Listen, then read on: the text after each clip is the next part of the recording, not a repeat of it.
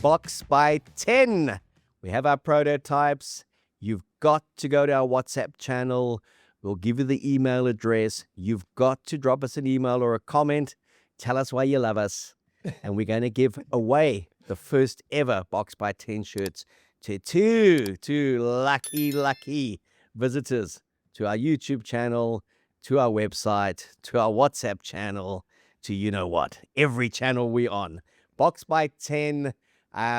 Watch for that address. I'm not going to give you Ace's email address. He'll be very angry if I gave that out. But Box by 10, couldn't lose this weekend. Don't lose easily. And from what I saw, they won't be losing much in the Rugby Championship. I looked at that Australian, British and Irish Lions test, 29-26 to the Lions. They wrapped up the series 2-0. The world is raving about the comeback of a Wallaby rugby. It was that kind of passion I expected for the first 60 in Suncorp at the start of the series, not in desperation mode. But I got to tell you, 2 Oscar nominations from that test match. One for the Wallabies, best supporting team in a series. I love that. And one from Carlo Trenzano. Carlo Trenzano, mate. Hey, come on, guy. Best actor. Best when it comes to stunts. I mean, how embarrassing. How embarrassing the way he propelled out of that basic ruck. What a shocker, mate. Whinging Wallabies. You see, even Campo came out and said that. And when Campo says, just take it on the chin. Campo's telling you to wind it in, then you know. Well, Campo's happy about it. He didn't throw the pass. But, the right team won in the end. What do you mean by the right team won in the end? The better team. British and Irish Lions were the better team. Yeah. It was a great opening 30 from Australia. That was like public's been at your throat all week. You don't have it. You're cowards. You didn't front. You gave up. And they went out and they played as well as they could ever play. And they were 24-5 up. Yeah. And they never looked like winning that test match from there on in. And the last 45, 50 minutes, it was one team in it, British and Irish Lions. They are raving about it, saying it's one of the greatest victories. We pumped an Australian side, but nearly 20 points back to back. New Zealand's done it every year. In Australia, they get a 29-26 win, and they're writing books about it. To be fair, mate, they did it with no South Africans, which is quite impressive. I mean, they did do it with a Springboks Kiwi. have never won any test match without South Africans in it. The Lions did it this weekend. Listen here, they did it with a Kiwi, James Lowe. Very, very important in the build-up to one of their tries. Very. But everyone's talking about 79 minutes, 30 seconds, a clean out. I know what you feel. You feel it should have been a penalty to Australia. Absolutely. And it should have been 29-26. A rugby incident. No, completely, mate. I mean, if that's, and I mean, it's sad that that's where the game's got to now. So that simulation, Piardi saved rugby's butt by not playing that penalty. Because if that was a penalty, if this series was going to be decided in Sydney this weekend, you know, the game is even worse off than I think it is in terms of this the situation with the safety and the collisions and all this other stuff. Absolutely, that was a great clean out. I don't know how else you're supposed to clean that guy. Let's just talk for a second about how you're supposed to come into a breakdown and clean out a defender whose head is below his hips. He's got his head down. You have to come in straight, north-south, allegedly, and bind on that player without touching him on the head or above the shoulders. You also can't drag him to the side and risk landing on his lower limbs. And that whole dynamic has to happen about 200 times a game. I mean, it's ludicrous. So I'm not sure how else people expect Jack Morgan to clean that guy out in that situation. And for me, it was a fantastic clean out, great hit, heavy collision, disgraceful the way Tizano tried to milk it. And that kind of is a poor indictment of where the game is at the moment, if you ask me.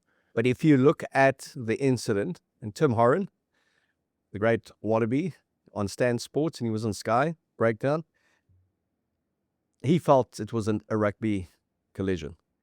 But he said if it had been the other way around, Sure. you may have found that everyone in the British press would have Sure, screamed no shock doubt. and horror No doubt. that this should have been No hard doubt. and a penalty. Mate, like you said, if that was Bucky's Boerter, he's going to Gitmo for 4 months. Yeah, 6 months. And not for good behavior. Exactly. Either. He doesn't need to go to tackle school. Exactly. The point there, and there's been some interesting things post the incident. People saying, great call. The referee ignored the TMO and he went with it. That's great if he does it every week. But next week he goes up to the TMO and he takes the TMO's interpretation of it. So if you take PRD, TMO says to him in the Champions Munster against Bordeaux, knock on, no chance of a penalty try. He says there is. The guy had 20 meters to go with 3 covering tackles. He gives the penalty try. So he overrules his TMO. Then Yetan Forshie he's right in front when he makes the tackle. He has no issue with it. A rugby collision. TMO comes in. He says, definite red card. He gets 6 weeks. So Wayne Barnes, the revered referee, writing one of the columns, said, not every time a player's head gets hit is it a card. Sometimes it's just a rugby collision. That's the most common sense I've heard, but it's never applied.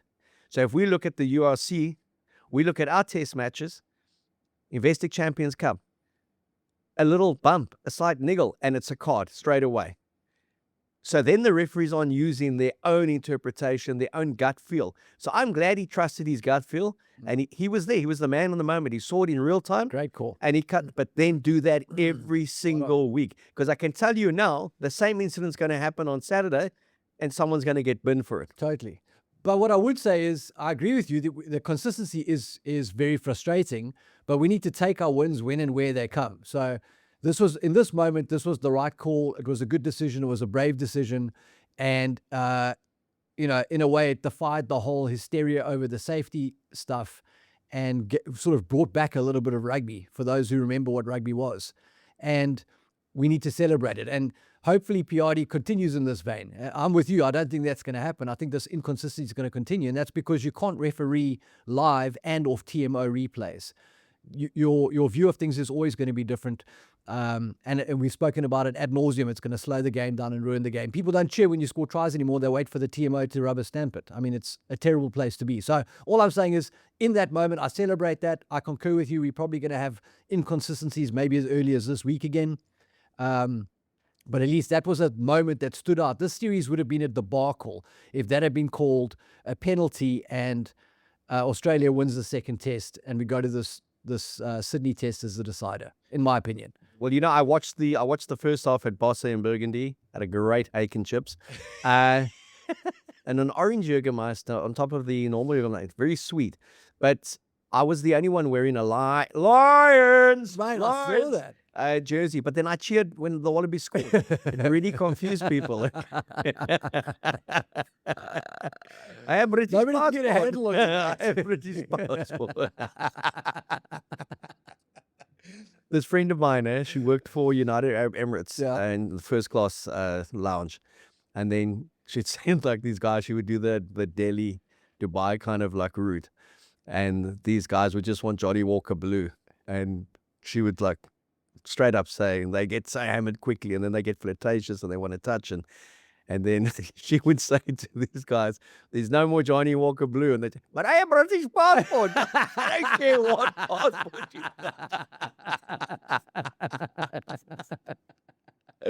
I have British passport. That's hilarious. So yeah, I do have a few passports, but one of them is a British one. So kind of like, out of respect for a passport, I wore the... Mate, you don't have a Wallabies jersey, do you? No. Well, that makes sense. And, mate, if I did, you should beat me up. I don't know, mate. A Joe Roff 11, I might wear it. No, you should beat me up, mate, if I'm wearing Aussie gold. But I do have a Springbok jersey, very special one that Percy Montgomery gave me. There you go. Looking at the test match, it's like I said, it's the kind of thing we thought we were going to see at Suncorp.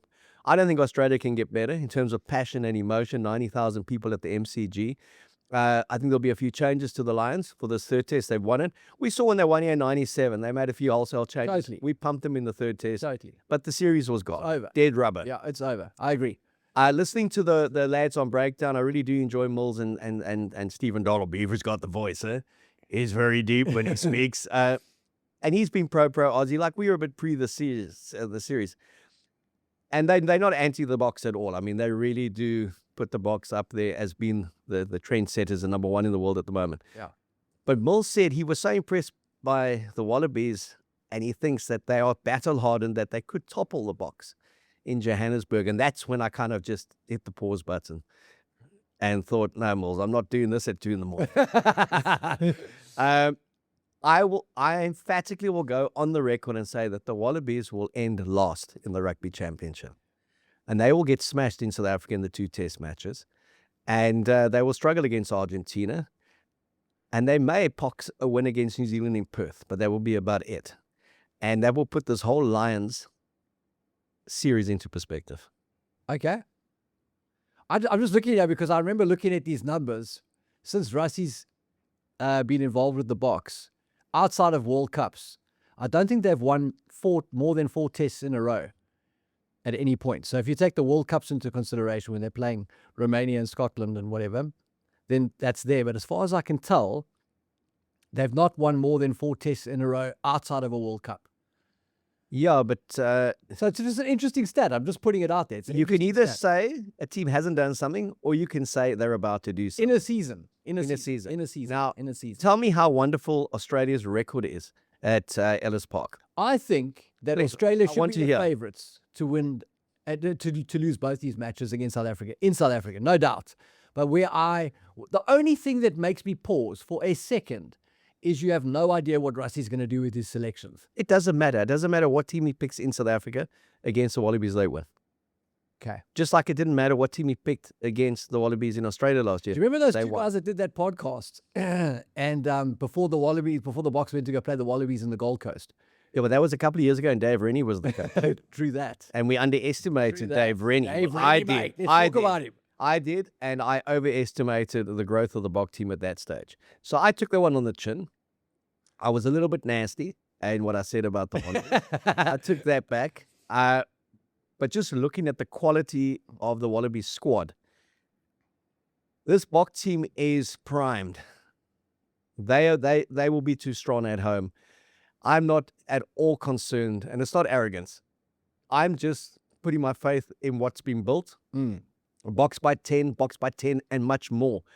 I've seen some incredibly strong Wallaby teams come to South Africa. Yeah. I think of the World Championship side in 2000, 2001, playing against struggling, 2002, struggling Springbok teams. That when you look, where do they rank in terms of great Springbok teams? They don't enter the discussion of the top 50. And these Wallaby teams lost here. Eddie Jones tried to get them to not sleep on the flight. Then he tried to get them to sleep. Then they had to wear sunglasses. Then they were only allowed to watch certain movies. Then they had to play golf for a day on arrival. Makes perfect sense. Then they tried everything, and somehow we dug deep at Ellis Park. The odd Archie got thrown, and boom, the Springboks beat the Wallabies in South Africa. It's like they say the one thing that man learns from history is that man does not learn from it. And we don't lose to the Wallabies, and we certainly don't lose to them at the Highveld. At the Highveld, right? I'm not talking Highveld, I'm talking Bloemfontein. I'm talking Lofters or Ellis Park. Yeah. But it was good to see the Wallabies show ticker. It was good to see them show a bit of mongrel. I still don't believe they've got a 10. I think their midfield, individually so talented, as a combination, is going to be a vulnerability. I think we could cut them to pieces. The magician Harry Potter is injured. I don't know if he'll make it to South Africa and face his Voldemort. That you look at their bench, you look at our bench. That's always going to be the fundamental difference. Totally. They just don't have the guns for it. I mean, the fact that Will Skelton and Valentini made such a huge difference to that team just shows that the sort of the chasm in class between a really world-class international tight forward and a very good player. But you kind of WhatsApped me an interesting stat about Will Skelton. Yeah, I saw that on Twitter, X. Some bloke had run the numbers, and I think Will Skelton made his test debut in 2014. The Wallabies have played 135 tests since then, and Will Skelton on Saturday played his 33rd test. It was cap number 33 for Will Skelton for the Wallabies. So he's missed out 90-plus tests, 100 tests. And there's a guy who you would think would be central to what the Wallabies are all about. I mean, if they need one thing, it's size, it's mass. I mean, they've got lots of skill, they've got lots of mobility, but Australian rugby is not really where you'd go for the big men. But if you looked at me, I thought he was outstanding. Valentini was outstanding. They Mate, you know what was outstanding was Langy Gleeson coming off the bench, mate. Red scrum cap. He was outstanding. I mean, he got stuck into everybody and everything that moved. There's a guy that the Wallabies should be leaning into. No, but it's if you look at the physicality, and they showed that on the Gold Coast when they did us, especially in that second test. Well, they did us in the last dubious scrum. Quade Cooper kicked the penalty, and then kind of we fell into a trap of trying to play football against them when we still win quite. And they played South African rugby against us. Their Russie was at home back in the day. Remember, he was suspended. It was post-COVID. So kudos to what Dave Rennie achieved there. It's a very different setup at the moment. And I do think, as per the Cadburys on the thing, they do have a soft underbelly. They melt under heat. They do have a little bit of a soft underbelly when it comes to their depth. Not the starting 15 that goes out and already puts it on the line and that. But I've seen, we used to say about the box, especially teams from the north, the Bulls outside of the Lions, outside of that kind of that great Victor Matfield, Farida Priya, Morné Steyn era of Bakkies Botha, is that's from granite to putty. And I've always felt Australia coming to South Africa, they just turn to a bit of putty, just in the way we play and the way we approach the game. And even, like I said, the exceptional sides have got on a plane thinking, what the hell just happened? How did we lose to that South African team? So everyone's getting very excited. I think the Bledisloe Cup is going to be very exciting. They play such similar That's a good call. kind of brands, and it could be the year that Joe Smith's final kind of That's a great call. goodbye mate. to Australian rugby and to New Zealand rugby is to say, after 22 years, I'm giving the Bledisloe Cup Mate, back I think you're spot on to there. Australia. Who knows? They could get 2 out of 3 wins there, given where they're playing. They're playing in Auckland. I don't think they'll win there. Perth, I think they'll win, and then So you're sticking with the Wallabies to finish last, not the All Blacks, eh? not the All Blacks. Okay. Not the All Blacks, because they will beat Argentina. And remember, one of those games doesn't count for the Rugby Championship. Yeah. In the Bledisloe Cup. Yes. The decider. Correct. I just don't share the angst that I saw online with some people. Whoa, the Wallabies are going to be battle hardened and we're underdone. No. We train against ourselves. We can never be underdone. Yeah. Our pack scrums against the next best pack in world rugby. That's the second tier Springboks, whatever you want to call them. Far superior to the Wallaby pack. So it's again not arrogance. Yeah. Ek is nie voor op die wa nie. I'm not kind of mocking Australian rugby. I'm saying we are particularly strong. Where would Dave Parecki rank in your depth chart for the box? I don't think he would make the Boland starting lineup in the Currie Cup. Right. Dave Parecki. Mate, that's a great segue. It's a cool name. It sounds like he should be in a movie, but not in the front row of a test team. And when I see James Slipper still there, Mate. I mean, wonderful servant to the game. James Slipper, he wouldn't get a game in South Africa. If you think of who's not been picked in South Africa in the front row for the Springboks, and they're leaning on Dave Parecki. So yeah, I mean, I just thought for the series, for the goodwill of Australia, it was good that they came out and they really showed some aggression. They showed a bit of eye of the tiger, and that was great. More of that. What do you think the Wallabies do in this third test? I mean, so you think the Lions are going to rotate? What do the Wallabies do? They go hell to leather and they lose by 15. lose? Well, yeah, they're going to lose. Okay. No, they're going to lose, and whether the Lions are on a holiday or not. But even if they win, it's a dead rubber. It's after the fact. No, but I'm asking you, what do you think they're going to do? The Wallabies, they will keep it as close as to that team, try and get the win, try and get a confidence boost, and then try and create the narrative that, but for an interpretation, they were the better team. They should have won the series. Yes. And that's the motivation they'll take in to the Rugby Championship. We're a team on the rise, but I don't think they are in terms of that dramatic leap. To me, it also put into perspective, this was a decent Lions side, but not an outstanding Totally, Lions mate. side. That's a great shot. I agree. Where do you think it puts them? Yeah, I think the Wallabies are improving, mate, but they're improving from a base of 0. They're not improving from a base of being serious contenders at any stage in the last couple of years, and the problems that they've created for themselves, they can't fix quickly. So if you basically chase people away from rugby union for a couple of years, and then 5 years later you don't have depth, you can't kind of just fix that. You can't just go and bring that talent back. So the Wallabies have always struggled with the same thing that infects rugby in the UK and in some parts of South Africa, where they try and promote the game for participation reasons and try and turn it into a festival of skill and flair, which is true. Rugby is a game of skill and flair, but fundamentals of rugby to win at the test level is dominance in the collisions, controlling the field, things that are maybe a little bit less sexy and more nuanced. And so I think Australia's always struggled to turn that skill pool of players that come up into test level killers. And that's where the Boks have got an abundance of guys, because that's just part of the sort of makeup of your average South African forward. So the Wallabies have got a lot of work to do to turn things around. I think Will Skelton, Valentini, a guy like Fraser McWright, some of these youngsters that are coming through that have got more ticker. And we're starting to see that in English rugby as well with the Henry Pollocks and those kind of guys. The future bodes well, but it's going to take a while to get there. So I think Australia is going to improve. I'm not convinced that they lose both of those matches to Argentina and finish last, but I think they'll be in the running for the wooden spoon. I think there'll be moments against the Boks where they do some nice things, but I expect the Boks to beat them in both of those tests in South Africa convincingly.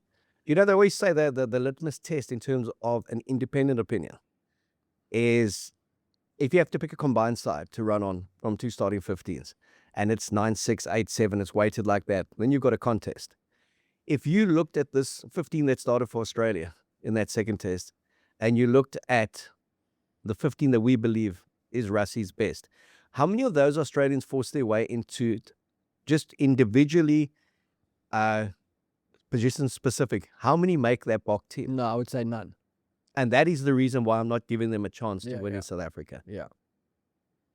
It's like I wouldn't pick a Wallaby ahead of any Springbok at the moment. And that's not because I'm box by 10, partisan, loyal, patriotic. Yeah. It's that I just don't believe they're good enough at the moment. I think someone like Big Joseph has got immense potential. I think he's going to become a superstar in rugby. I don't think 13 is his position. Agreed. I think 15 is where he should be playing. But you don't pick him ahead of Jesse Kriel. You certainly don't pick him ahead of Kane Moody at the moment. You don't pick Tom Leinach ahead of any of our 6 halfbacks of the Flyers playing in South Africa. So I like the makeup of their back row. But again, you're not going to leave Peter Steph, Du Toit, and you're not going to leave Sia Khaleesi out for one of their loose forwards.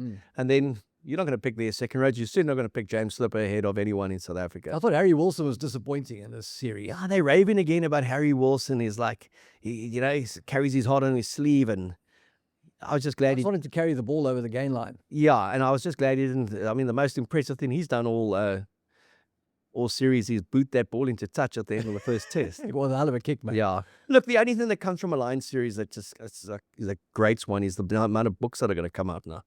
Every one of those 40-odd blokes on tour is going to write a book. They're going to be called one of the great success stories of the Lions, going to Australia and beating a Wallabies team that started the competition ranked 8th and lost 2 tests, and they ranked 6th now. We won 3 test matches and we've dropped points because we couldn't gain any. The world rankings are a farce. No, they are. They're as farcical as the head contact. Let's not get into it. So yeah, I watching that test, I was just delighted that there was some spunk and mongrel with the Wallabies. I thought it was a lacquer test to watch. I agree. Your call of 29-26, mate, spot on in terms of scoring. And for that, we're going to give you a book called Attack. Thank you. But we have got some books. Yes. You got the wrong team, but you were confident the Wallabies could do something. They nearly did. I gave them no price in the second test, having said they'd win the series 3-0. So, but was I joking? It was a joking. No, it wasn't. Attack, Alan Zorndag's book, written with his, co-authored with his son, AB. Zels has got a copy. It's great for coaches, great for players, and just great for the layperson. You've had a chance to go through a bit of it. What do you make of it? Yeah, it's great stuff. I think for school and club coaches out there are going to absolutely love it. Got a bunch of schematics and diagrams, and it's not just words. So it's tons of pictures, and it'll get your mind working. You know, if you are applying your brain to attack, this book is definitely going to spark your brain and your thinking. And teach you a lot. So definitely worth a read. Had a chat with Alan. He said they've got orders from all over the world. Germany, France, Italy, you name it. Oaks are lining up for this book. Obviously, Alan's been in the game for a very, very long time, and AB is doing great things in the top 14. So a lot of IP in these books that I think I think coaches on the ground will get some value out of. So definitely get down to the bookstore and get your hands on a copy. Yeah, and we're going to give away 2 courtesy of Alan. Zels went and had a cup of tea with him, picked up the books. This wonderful place in Bloberg. He's a Bloberg lad through and through. He may have traveled the world with rugby, coached all over, but he is a surfer from Bloberg, and he tells you that. And it kind of lends and speaks to the way he thinks about life and thinks about rugby and his philosophy towards the game. But I flicked through it as well. I'll read it in greater depth over the next few weeks. But I think it's really one of the more seductive and enticing rugby books that I've looked at, because there's just so much to gain from it. And if you're not a coach, you're not a player, you are going to gain. If you're a dad who watches schoolboy rugby, read this book as well. You'll scream a lot less from the side of the field. Good point. And so, yeah, if you go onto our WhatsApp channel again, this week there's going to be lots of competitions. We're going to be giving away the Box by 10 shirts. We're going to be giving away Attack. And we're going to be giving away some of the Springbok heroes from Don Nelson. Got some interesting news as well. There's apparently a documentary from Netflix that's been approved on the book that I authored, Chester Williams, way. Biography of Courage. Yeah, so... Wow, congrats, man. That's awesome. Yeah, that's cool that they would... it's Richard van der Berg who's done it, who's very well known in South Africa in terms of the arts industry. Great actor, great producer, screenwriter. So, yeah, that would be great. 20 years after that book was published, 23 years, to bring Chester's life to the big screen on Netflix, I think would also be a wonderful recognition of his legacy. Yeah. So lots that happened this weekend, even though the Box didn't play. And it was really weird not having the Box play. Kind of missed it, eh? It was a bit of a lull, right? It was, eh? Yeah. And it's like, but then the thing that surprised me the most is the Currie Cup. And you spoke about it, Zels. It's not the Currie Cup like we should think about it. It's about today's Stars for tomorrow's Springboks. But jeez, it needed a game like that Boland Cheetahs game. I was so enthralled, I even wrote a piece for Keo straight after that. Now I got to scroll over there and have a look at it, mate. That's amazing. Huh? Okay. Boland, the bold and beautiful. Mate. Ridge Forest. Ridge Forest. But just 88 minutes for a team to... What I loved about, and Gary van Lochenburg was Sanlam and big on their sponsorship program, is... This was their first home game since 2016 in the Premier Division. Yeah. It was like the Lord had kissed the Weddington Stadium on Sunday with weather. There was a golden glow about the stadium. It was packed. And so a capacity 8,000, 9,000 crowd is just brings such a vibe instead of 20,000 in a 60,000 seat. That's true, eh? And then you had Frans Steyn, the student, up against the master, Harvey's Fourie. Yeah. They'd had a little go in the SA Cup. Cheetahs had lost to Boland. France City learnt a lot of things. And then there was this backwards and forwards and a 27-14 to Boland, comfortable. Then all of a sudden, 27-21, then 35-27, 2-3 minutes to play. Cheetahs looks like they had kind of dealt with the passion, they had dealt with like the emotion of this occasion for the Bolanders. And then somehow Boland scored 35-32. They scored with 30 seconds to play. They screamed to the winner, just take a drop goal. He missed. And they had to take the kickoff. 15 seconds to go. And they held their ball for 8 minutes. In between that, they got 2 penalties that they kicked to the corner. Yeah. 8 minutes they held their ball for. And they scored. With a cross kick, a gather, a little shimmy to go, an offload, and the Don, the young winner, he was in. 37-35. I mean, this was just, wow. It was amazing, man. I thought the first round of the Currie Cup was absolutely outstanding. Definitely overachieved in terms of expectations. And that game in particular, what a way to end it. I mean, kudos to the Cheetahs for fighting back to regain the lead in the third quarter in that match. But then the way that Boland's belief was just there, that's something that we're used to seeing from Province and the Stormers that play for 85 minutes. These guys took it to 88. Donovan Don, the blitzbox flyer, in the corner. Some great footwork to set up the offload before that to Donovan Don. And fabulous inning. And you could just see what it meant to him. I mean, we're talking about the Currie Cup opener here. Donovan Don in tears after scoring that try.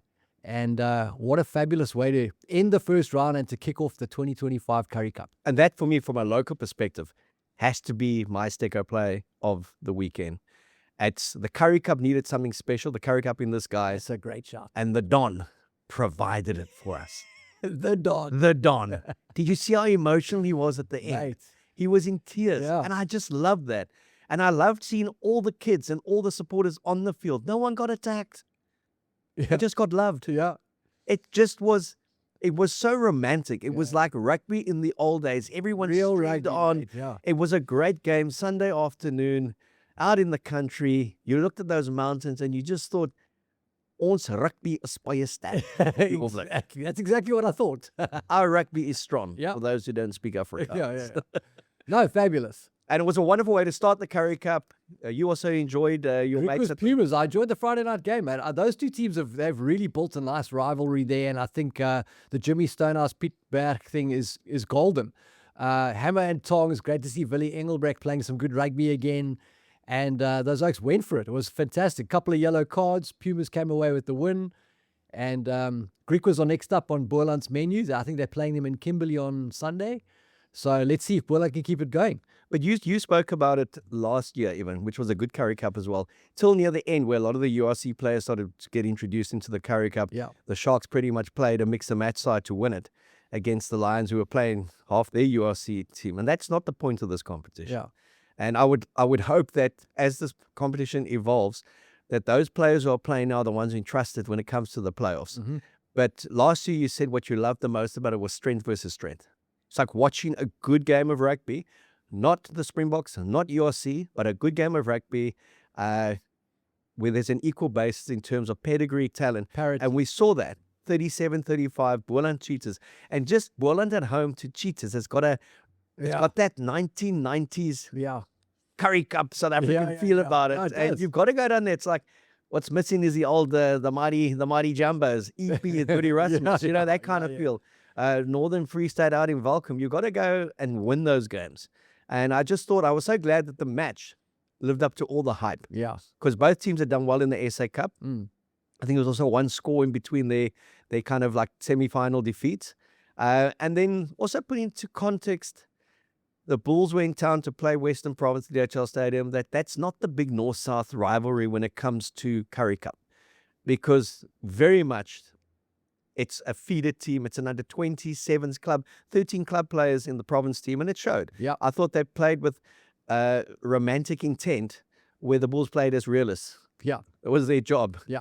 This was one where defense beat attack. No, 100%, mate. 100%. And I mean, you mentioned it, the quality of that Bulls team. If you just look at the players that were available to them there, you're definitely not, it's not apples and apples in that game. So that would have stung Province, and I'm sure they'll push back again this week. But good start to the tournament for the Bulls. Good start to the tournament for the Lions, mate. They absolutely smoked the Sharks. Sharks 15, as we call them. Yes. Because a lot of youngsters, well, they've taken the same route as Western Province, using this to integrate the academy players. Very few URC players at the moment. You may find it being used for URC players coming back from injury, or a guy needs a hit out in that. But I love what we saw with the first round of the Carlin Black Label Currie Cup. Also like that name as well. It makes you thirsty, mate. It makes you thirsty. Why am I speaking like that? I'm from Wellington. I shouldn't be speaking like that, okay? But speaking about Wellington, the Paul schools, Boland Lampo have been a bit iffy this season, but the other three, Paul Jim, unbeaten, Paul Boys, and then from Stellenbosch, Paul Rus, fantastic efforts again. They played the traditional four in the southern suburbs. Paul Jim smashed Weinberg, which was a big surprise because Weinberg's been good at times. 68-22. Marcus Miller, 7 conversions, 2 tries, playing at 12 again. The Oaks got one more game to go, and that's in the big derby against Paul Boys. And then he plays international rugby at his home school ground against the likes of England and that. I think they'll do well in the August. That's going to be a great tournament. 4 international teams, South Africa A in terms of under 18s, being played at the 2 Paul schools and the 1 borderline Wellington on the farm, Boland Lampo. Lampo were too strong for, I think it was Bishops, 45-19, and then Sachs got hammered 51-8 by Paul Boys, but the under-16s, remarkable win.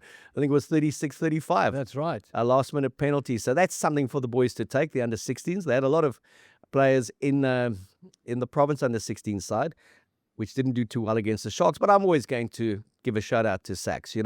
It's Ollie's old school. I've got a great affinity with the school, but I like to see them perform a little bit better when they play the top dogs in the first team when it comes to the likes of Paul Boys, Paul Jim, and Paulus. And I wouldn't mind them knocking over Bishops occasionally. Come on, you got to knock over early, mate. Got to knock over Bishops. But great to see Marcus Miller come back from the Craven week.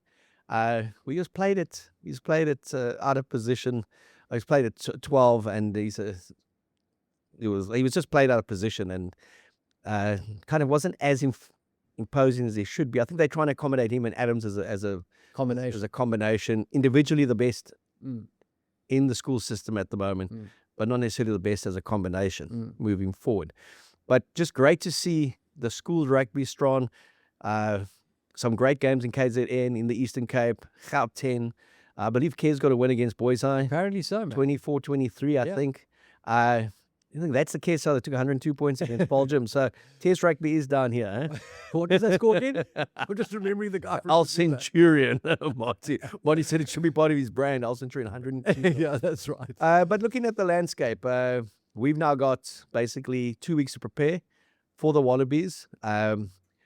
Want to play a bit of box selector before we go, because we're going to play box selector again on Thursday. We're going to play it again next week when we chat, before Rassie does announce that first 23. But I'm going to go with a team, and then you tell me if you think it's going to be accurate. I'm going to go with just a 15 that I think Rassie's going to start with. Okay. And tell me how off the mark I am. This is for the Ellis Park test. Ellis Park test. Okay. I think he's going to start with Fassi at fullback. He's going to start with Cheslin Colby and Curtly Lawrence on the wings. Jesse Creel and Damien Deland in the midfield. Yeah. Marnie Lebok at 10. Grant Williams at 9. Quibus Visa at 8. Peter Steph Totoy at 7. Siakalisi captain at 6.